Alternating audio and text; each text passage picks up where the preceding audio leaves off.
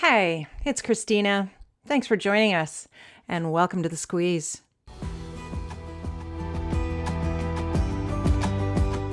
When one steps back to consider the wide range of unconscious automatic responses that are present in any relationship, is it any wonder there's so much conflict?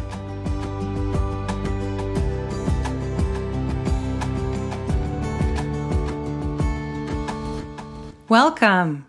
Welcome to a special bonus edition of The Squeeze. This episode is being specifically and specially recorded to coincide with a talk I'm giving today to a group of people in the municipal safety industry in Vancouver.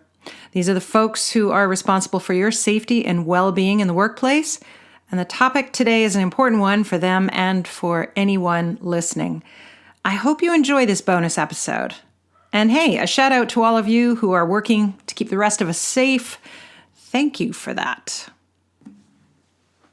As I set off down my latest research rabbit hole, I was confident that I was going to have my assumptions confirmed about the detrimental nature of the topic I'd chosen to explore, in this case, automaticity.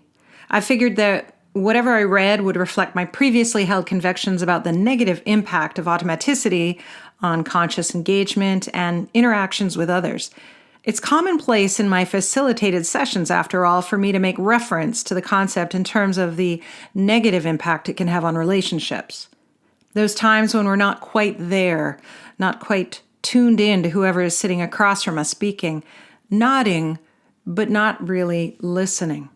And of course, these issues do exist. They haven't gone anywhere, but I will definitely be referencing some of the attendant costs in those situations, but I'm also pretty happy to report that my research suggested some intriguing possibilities between automaticity and reaching the proverbial flow state. The key, however, is being conscious about engaging autopilot. That's the difference. Nevertheless, I'm going to dive in and I'll share my findings with you. Ultimately, what I think might be most useful in this exploration is a nuanced approach that can be used to prime ourselves and foster the preconditions to stimulate valuable automatic responses. I'll say that in English now. We can teach our mind to become more automatic about the things that matter. So that's what today is about, diving into this thing we call automaticity. It's really just a fancy word for doing something without realizing you're doing it or going through the motions when your mind is elsewhere. We spend all kinds of time in this state, and depending on the context, we could be generating positive, neutral, or possibly negative results. It's all about when and where you apply it. There are loads of examples of everyday automaticity that you will relate to. Just think about something you do every single day: brushing your teeth, showering, driving your car, sometimes referred to as highway hypnosis, and even walking. So essentially, we're able to perform the task without having to focus our awareness on every detail. When I'm brushing my teeth, for example, I'm not thinking, now I'm going to brush the outside of my upper teeth, and now I'm going to spit, now I'm going to rinse. As I'm brushing my teeth, my mind is likely somewhere else, perhaps even planning my day ahead tomorrow. To frame up this topic, I'm going to look at it from both the experience of the person in autopilot, but also the people around the person in autopilot. In other words, how automaticity affects relationships. To start, I think it makes sense to lay a bit more of a foundational understanding because, like everything, once you scratch the surface, there's a lot more than meets the eye, and approaching any topic like this is essential for a more nuanced understanding. Because if you haven't already heard me say this in previous podcasts, the world is gray. Sorry, you binary folks. While black and white might be your preferred way of navigating life, it is a fairly hapless endeavor that usually leads to much frustration and exhaustion from holding your position and trying to prove you are right. But with nuance, we can actually hang around long enough to have an interesting conversation that might, well, change both our minds. So let's start with a fairly simple distinction between unconscious and conscious automaticity that I'm lifting from T.M. Wheatley and D.M. Wenger's article, Psychology of Automaticity in Action. Unconscious automaticity, operates independently of conscious control.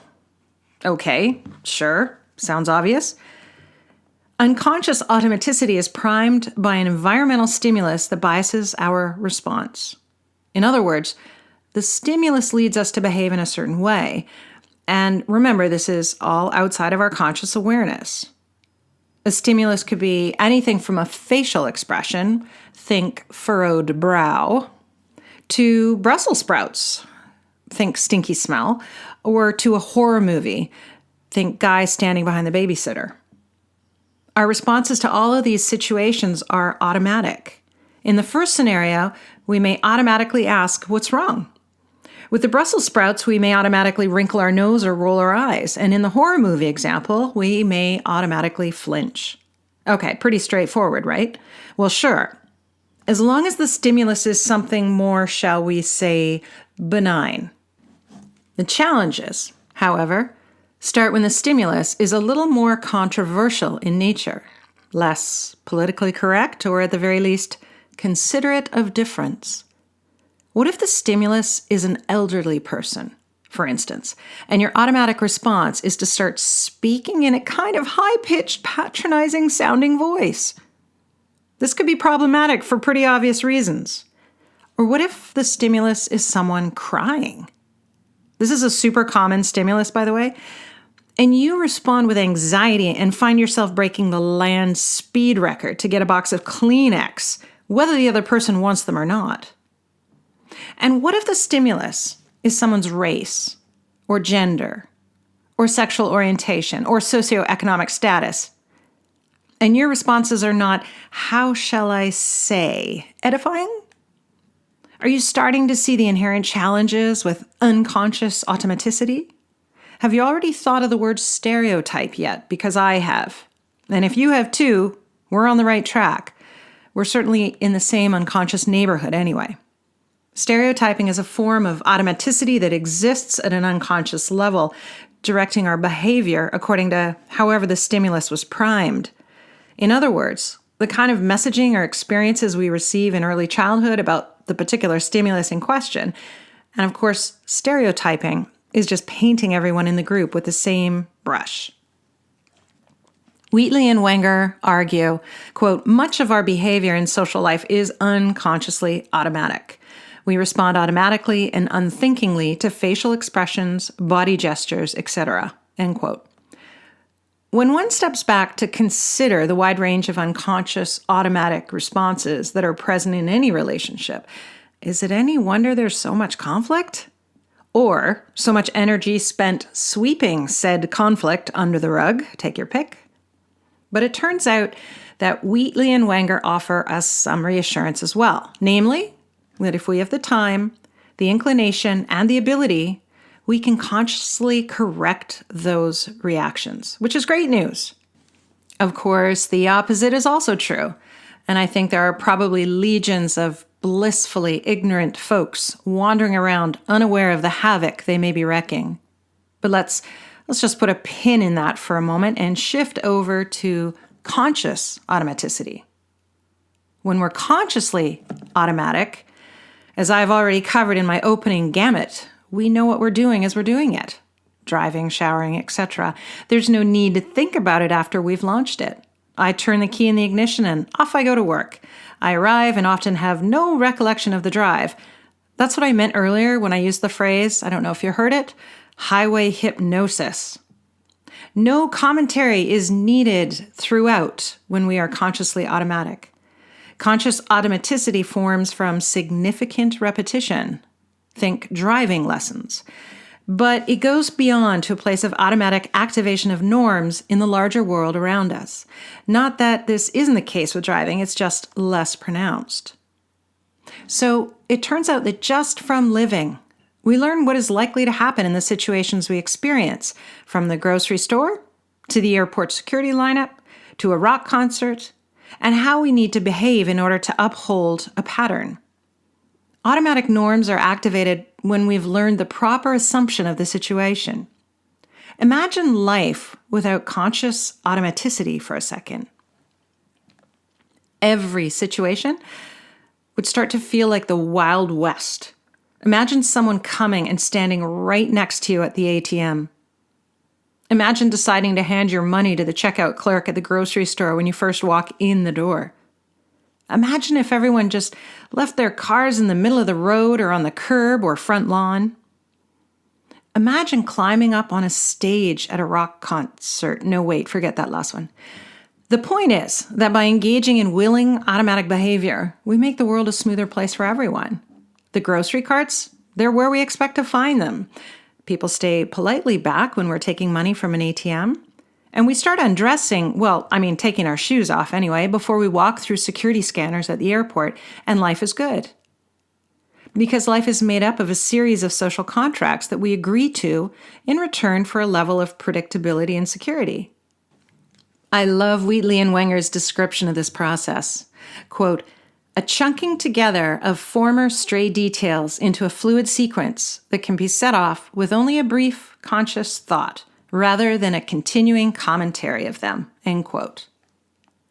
In the book, The Leader Habit, Master the Skills You Need to Lead, Martin Lanik points out that 43 to 47% of behavior is habitual and processed automatically. You see, I was right about the legions of automatons trudging through life in an episode of The Walking Dead. Okay, too much. Anyway, Lanik describes the brain's creation of automaticity this way. Quote, "The brain refines its mental model by cutting out unnecessary processes and eliminating energy waste," end quote. It sounds like the Marie Kondo of neurology. And while we're still in the realm of making distinctions between conscious and unconscious automaticity, let me just expand on something before we move on. Clearly, past conditioning and trauma play a role in the development of unconscious automaticity, as I've already alluded to with things like stereotypes. And even though we can be very intentional about seeking to uncover those reactions, which I'll talk about in the section of the podcast on managing and working with automaticity, it's important to understand that unconscious automaticity can arise right there from our own internal experiences as well as our experiences of the external world. Things like overwhelm or being outside comfort zones can trigger automatic defense mechanisms that suddenly kick in to manage the level of anxiety we may feel. And we may be completely oblivious to them. So when it comes to the practice of tracking your unconscious automaticity, just keep this in mind.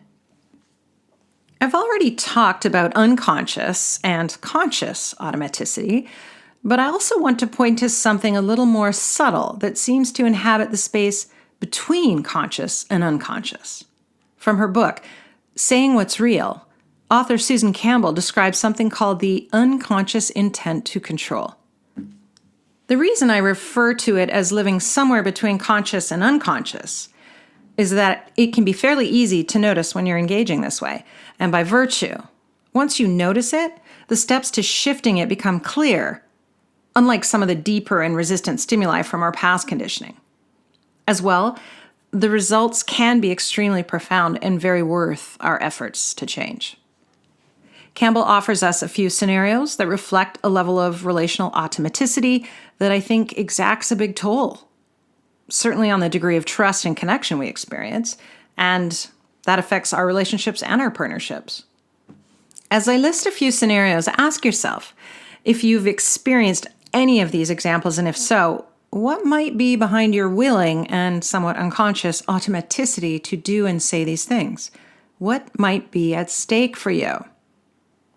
So, have you ever found yourself trying to appear more together than you really are? Have you ever lied to protect someone's feelings? Have you ever been nice or agreeable just to avoid a hassle? What about staying silent to avoid a conflict? And have you ever made up stories or assumptions instead of having to live with the uncertainty of a situation? It would be very strange if you didn't relate to at least a few of these approaches, and that's because, unfortunately, they're very common, and I would argue even sort of normalized within our Western culture to greater or lesser degrees. They are all automatic patterns for feeling safer and in control, but as you start to unpack the cost of engaging this way, it often becomes about discovering that the short-term gain of the moment winds up in the long-term pain from a life with less trust. Hey, you're listening to The Squeeze. And if you like what you're hearing, there's a whole world of citrus coaching to discover. We've got an online leadership program.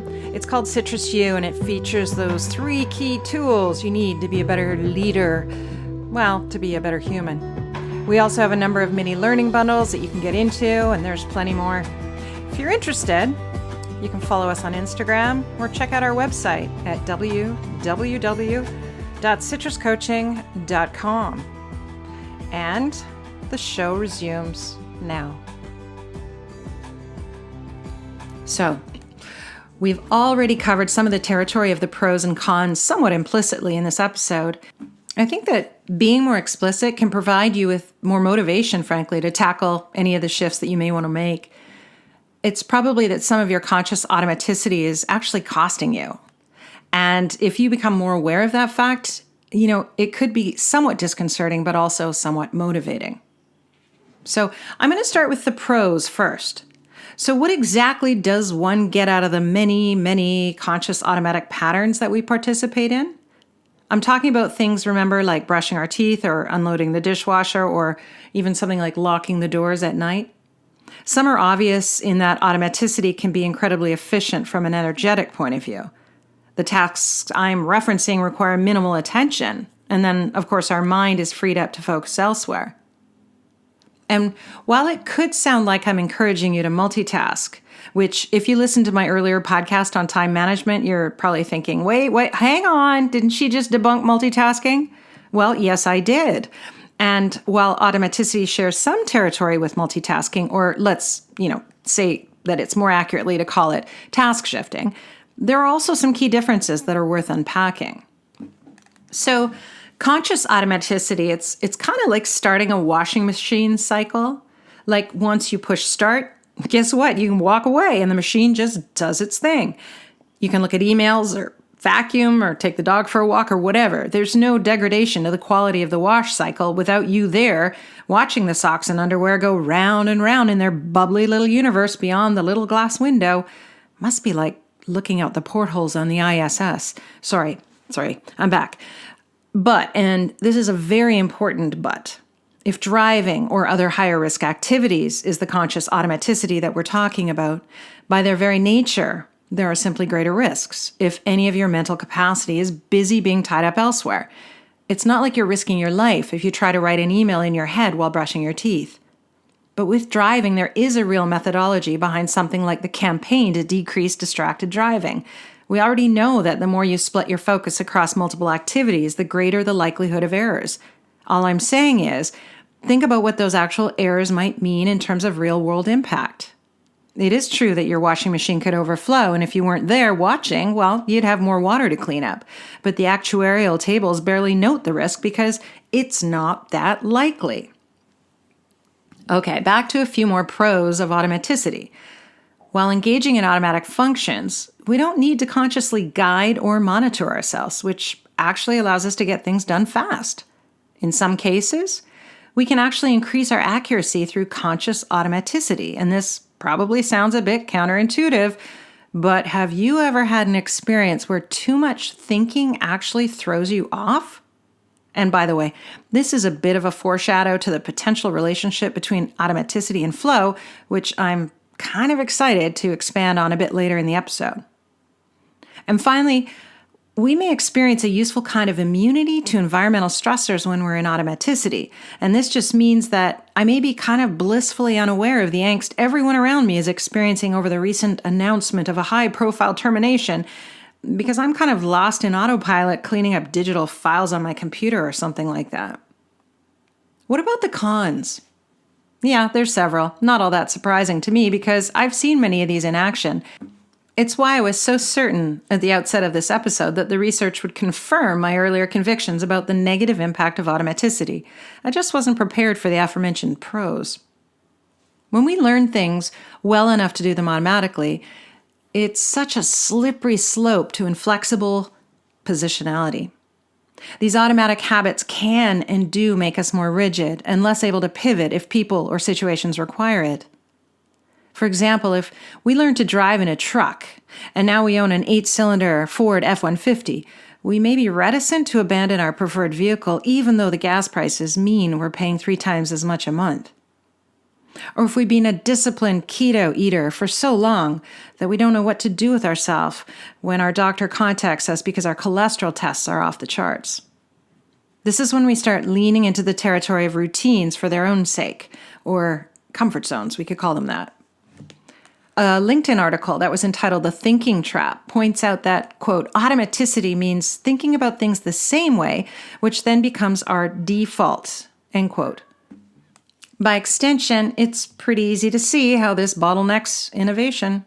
Maybe this is when the phrase, "but this is the way we've always done it," shows up. That's the perfect poster child for the negative aspects of automaticity. By far, though, one of the most detrimental effects of going through the motions happens in relationship. You'd think that would be super obvious, wouldn't you? But I have encountered this more times than I can count.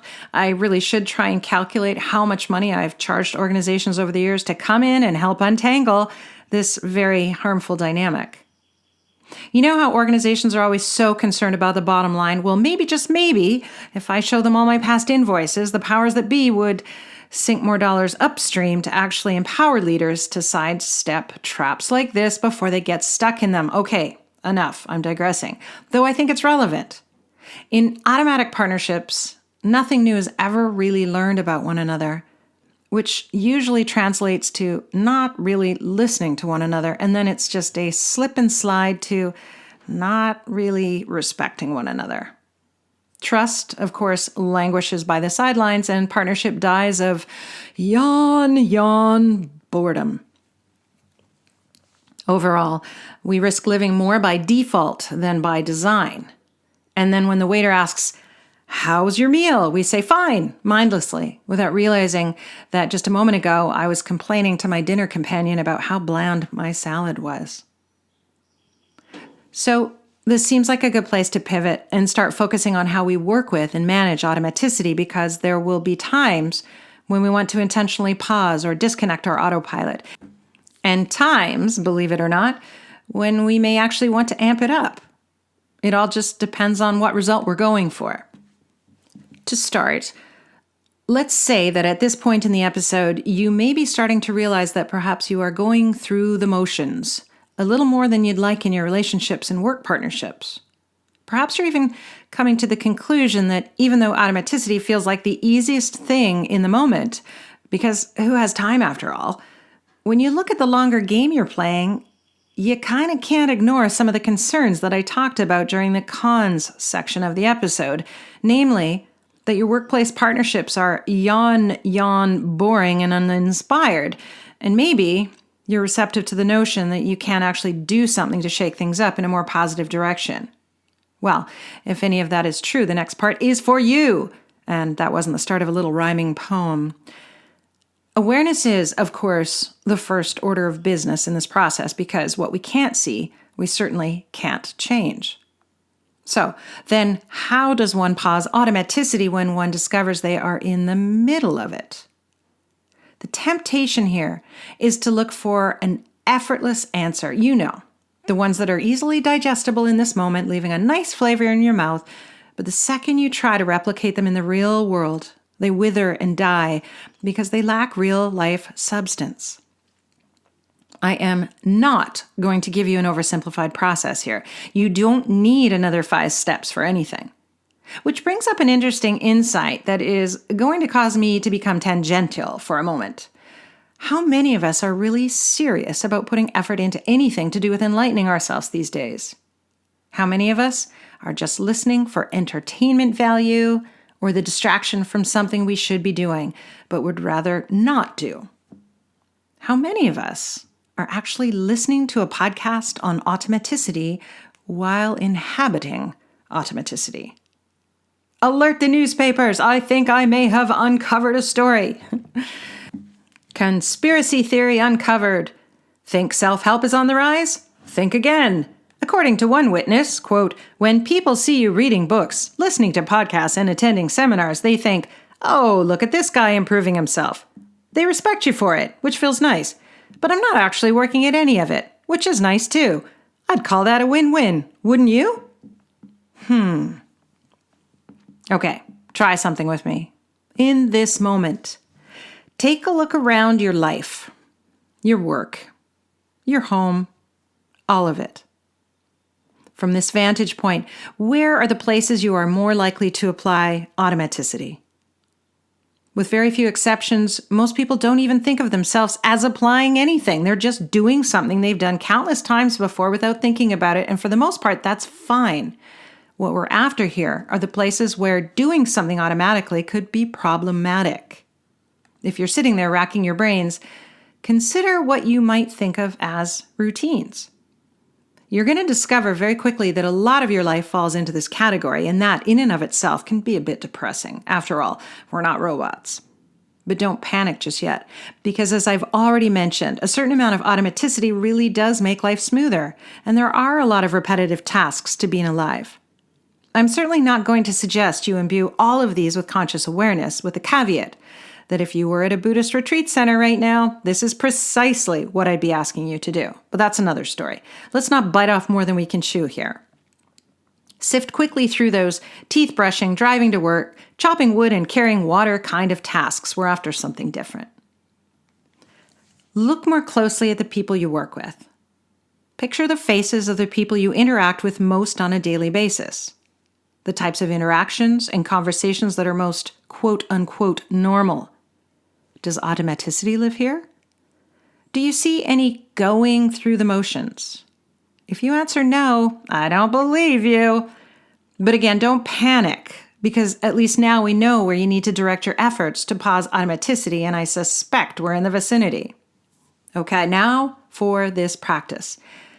You need to narrow your focus down even further to one key partnership that you rely heavily on to be successful in your work or life. Either or. Try to study the partnership objectively for a moment. Not them, but the combination of both of you. What's going on here? What do others see?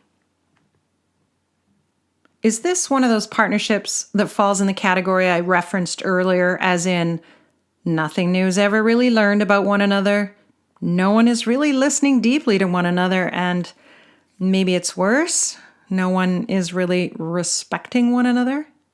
Okay, perhaps your example is nowhere near this automatic, but if it is, this is much less a partnership than just two people who are thrown together in much the same way a group of people does not make a team.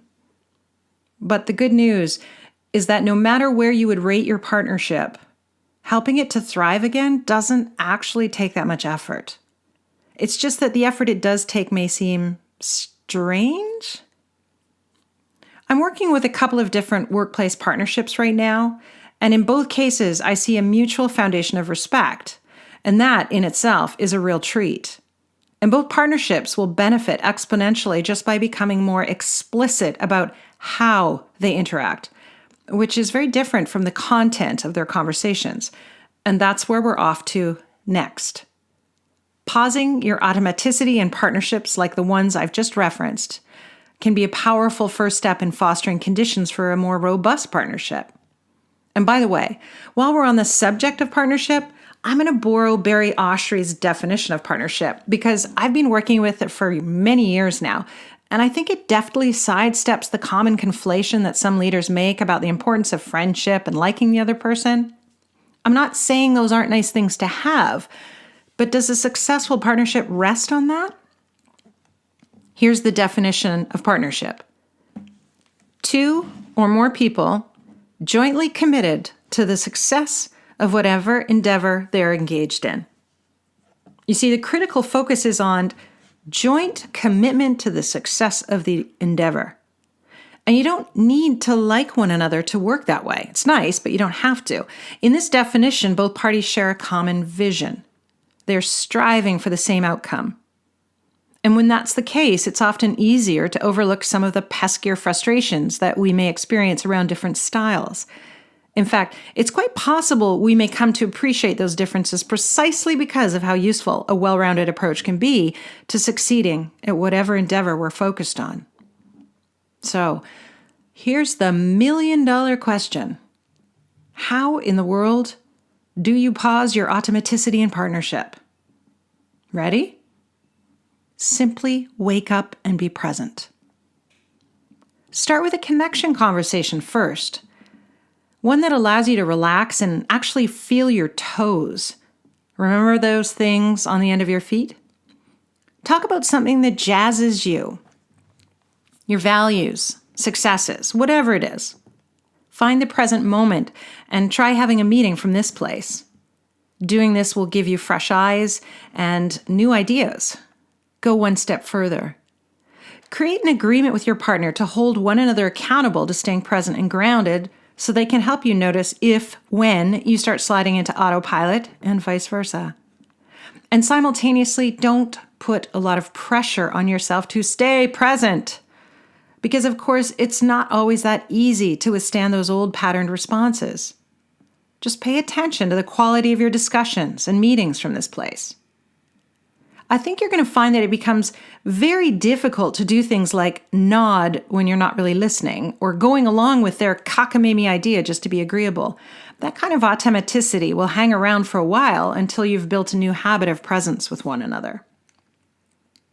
But just for a moment, let's expand the topic of pausing automaticity to life beyond this one partnership, because you may discover that a certain type of work that you do will hugely benefit from greater presence and less autopilot. You may also interact with staff or other employees on a regular basis, and you may be met with a lot of automaticity from their end. This may be evident through the amount you're spending course correcting or babysitting. Automaticity from their end may indicate a serious lack of engagement, going along to get along instead of telling you how they really feel. A few simple strategies here will help you individually pause your own automaticity, but also help them to pause theirs. I'm talking about developing something I call alarm clocks or speed bumps. These are metaphors for something that is designed to jar people off autopilot into a more wakeful state. For yourself personally, there are apps you can download onto your computer that will randomly turn your screen black, which, maybe isn't the best thing, but it could also serve as a reminder to you that it's time to stand up and stretch and feel your toes or whatever practice works for you. Even a posted sticky note on your monitor that asks, "What are you doing right now and why?" You could put on a piece of beautiful music on your earbuds. You could go for a walk, read something funny, or look at a picture of your family. It's pretty hard to do any of these things from automaticity. When it comes to leveraging alarm clocks for the folks you supervise, Kendra Cherry, in her article, "What is Automaticity?" suggests mindfulness to bring awareness to the present moment. This could mean any number of activities, from asking people to report out on their highs and lows or sharing something that inspired them that day, which usually connects them to their internal value system. She goes on to suggest introducing novelty and varying routines, and that shifting attention between tasks breaks up the repetition and helps draw workers out of autopilot mode. For employees that need to be very attentive to their environment, Cherry references the double-check systems that airline pilots use.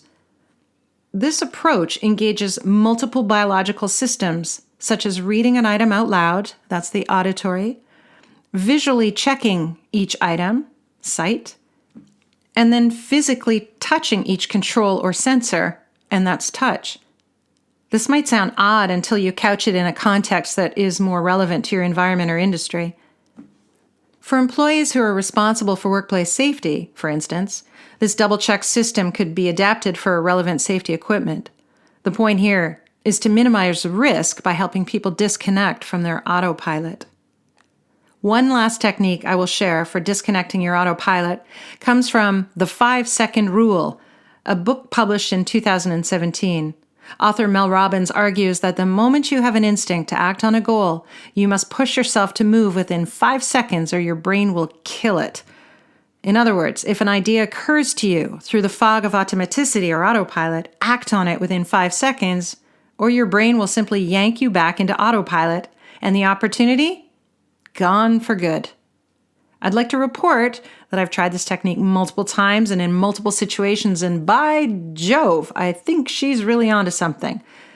If you ever have a hard time getting out of bed in the morning, just test drive this once and let me know how it works.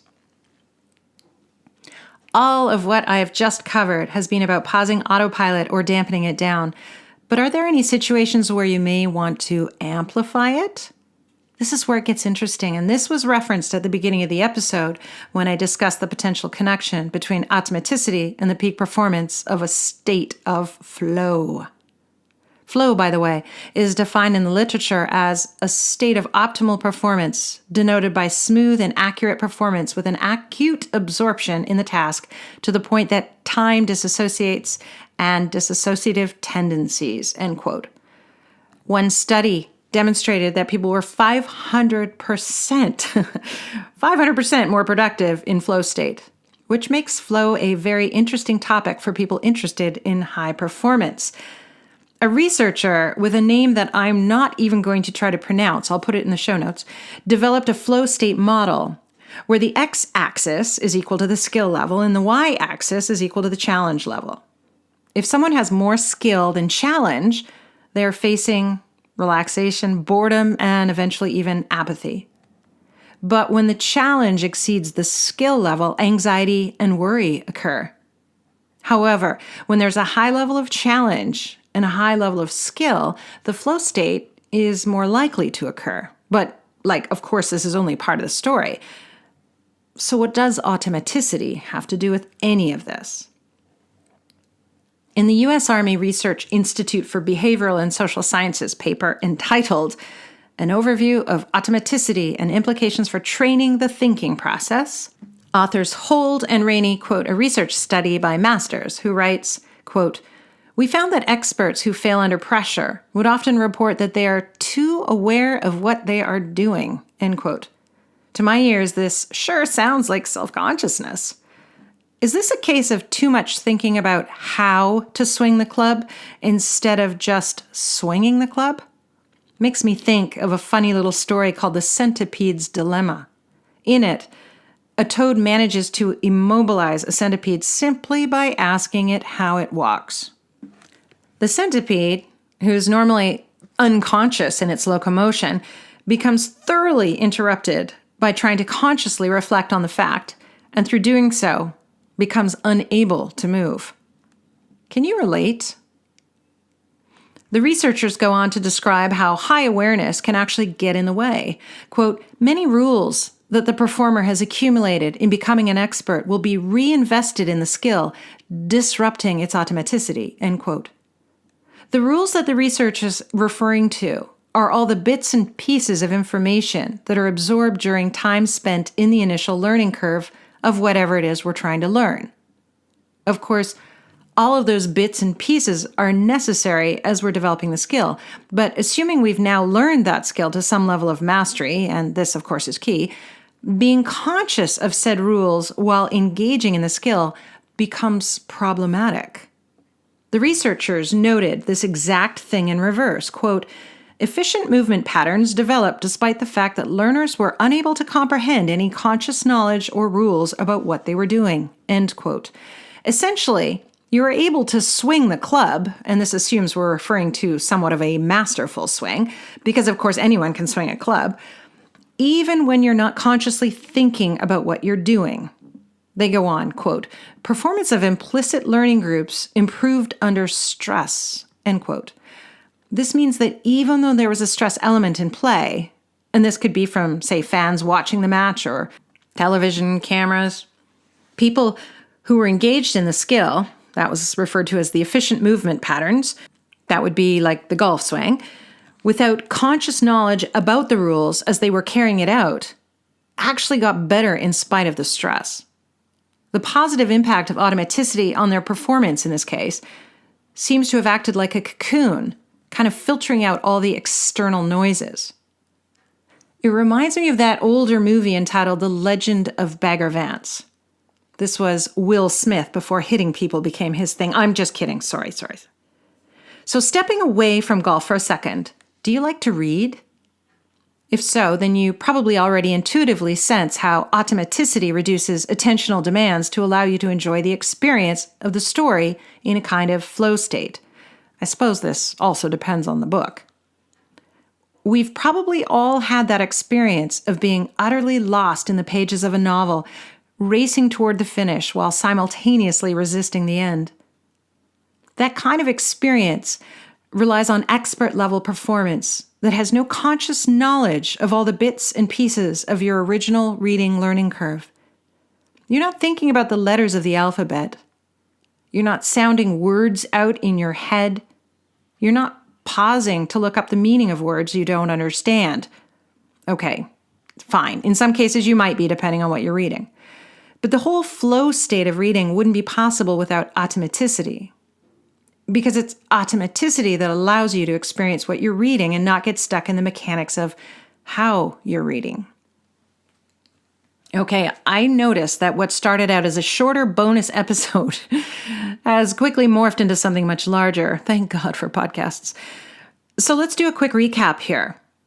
In this episode, I've taken on automaticity. Hopefully not from automaticity. I don't think so. I feel pretty present. We've talked about what it is, how it works, consciously and unconsciously. We've explored some of the costs and the benefits.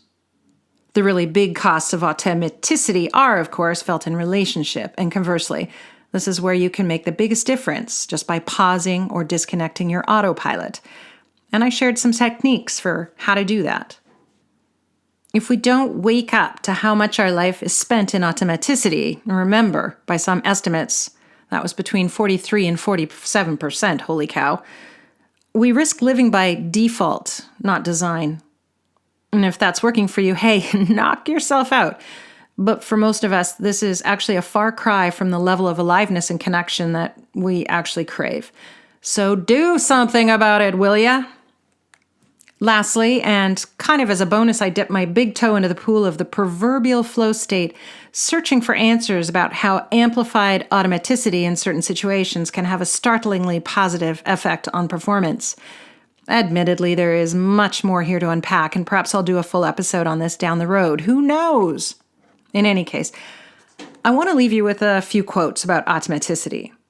The first is directed at the process of learning itself. Quote, "The importance of repetition until automaticity cannot be overstated.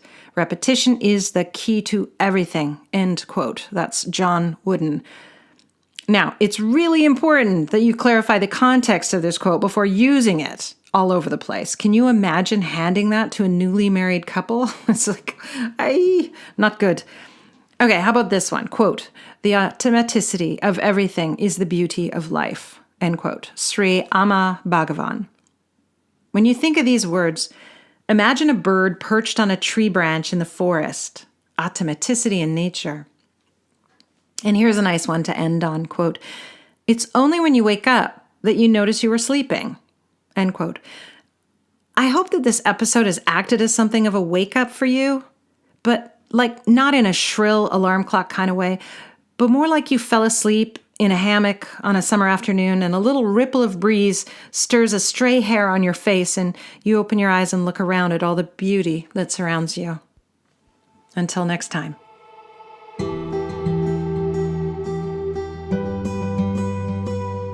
So, you've been listening to The Squeeze. Thanks for joining us today. If you want to continue tuning in, don't forget to click subscribe. And as always, we want to hear your thoughts, your comments, your feedback, and challenges if there's anything you don't agree with. Thanks for joining us, and see you next time.